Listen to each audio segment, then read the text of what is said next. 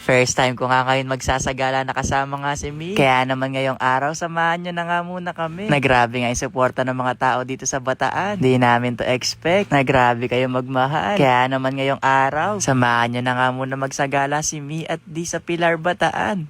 Ngayong araw pala yung mismong birthday ni ate. Pero sabi niya susunod na lang siya mag-celebrate. Na mas importante nga daw yung sagala ngayon. Kawawa naman daw kung wala akong taga-video. Kaya sa susunod na lang daw siya magbe-birthday. Nambait talaga ni ate, no? Nadumiretso pala ako sa bahay ni na ate Camille. Kasi dito na nga din daw kami aayusan. Na eto nga si Mi, tapos na siyang ayusan dito. Ang ganda niya, no? Nakin balat ko. Chawat. Ay, chawat lang yun. Pagkatapos nga maayusan ni Erica, ako naman nga yung sunod na ayusan dito ni ate Camille. Ang galing nga niya mag-ayos. Sobrang bilis lang din. Natapos na kami. Di ko nga mamukhaan yung itsura ko dyan. Si Chawat pa ba to? Parang gumapulala tayo dito. Kaya naman thank you sa team ni ate Camille. Na sobrang babae. Nanamit ko din dito si Kuya Chef Felix. Nasundaw magluto naman kami. Kaya naman nagpaalam na rin kami mga guys. Kasi ilang oras na lang magsisimula ni sa gala. Nagulat pa nga kami ni ate dyan. Kasi may pa-surprise pa yung mga Dabber Cards. Naiyak nga si ate dyan. Pero walang tumulong luha. Pero thank you sa inyo. Kasi hindi ko nagawa nyo. Chot, thank you Mi. Thank you din kay Yang, kay Clyde, Harley, tsaka si Anding. Na meron pa nga silang pag-gift na para bang debutant. Kaya thank you talaga mga guys. Na masaya ako dyan. Lalo pag nakikita ko masaya yung ate ko. Na ang haba pa ng mga nangyari dito. Kaya sabi ko tara na. At baka malate pa tayo sa sagalaan. Na medyo malapit lang din pala yung Pampanga sa Bataan. Siguro nasa 1 oras lang din yung biyahe namin. Bago nga kayo makarating dito sa munisipyo. Na-shoutout kay Rodel. Na siya yung kumuha sa amin dito. Na-request daw talaga nila si Mi at Di. Kaya naman pagpasok namin, sinimulan na rin kaming bihisan dito. Na medyo marami na nga tao sa labas. Kaya naman pinalabas na rin kami para makapagsimula na nga yung sagalaan dito sa Pilar, Bataan.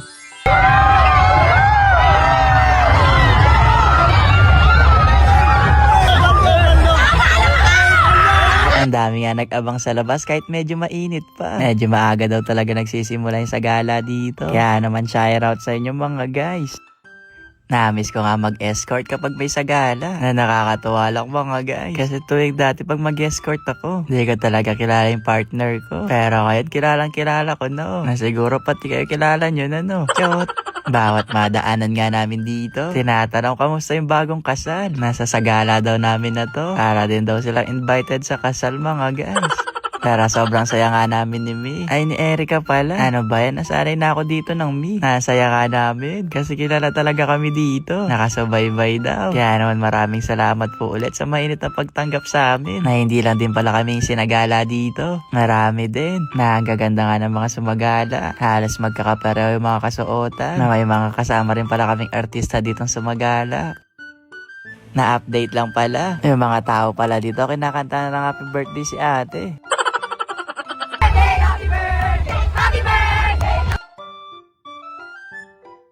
Nasa mga oras nga na to, medyo nakakalahati na namin yung lakarin. Pero alam nyo, kada madaanan talaga namin. Ang dami talagang tao. Ang dami mga nag-aabang. Kaya naman maraming salamat sa inyo mga guys.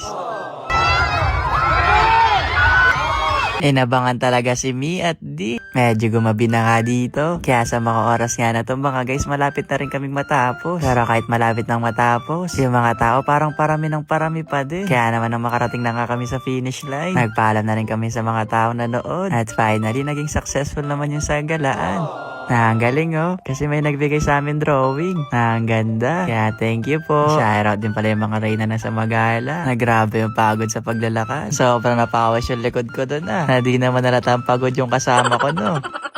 Pero deserve natin kumain ng marami ngayon. Kaya sabi ko kay ate, ilagay niya lahat. At wag na mahiya yung mga bisitang kumain dito. Enjoy lang yung pagkain. Lalo na yung mga pagkain nga na to. Handa talaga to ni ate ngayong birthday niya. Na-social ni ate no mga guys, may pa-catering pa. Ang sarap na mga pagkain. Kaya naman siguro mga guys, hanggang dito na lang. Maraming salamat ulit. Ayun lang. Bye-bye!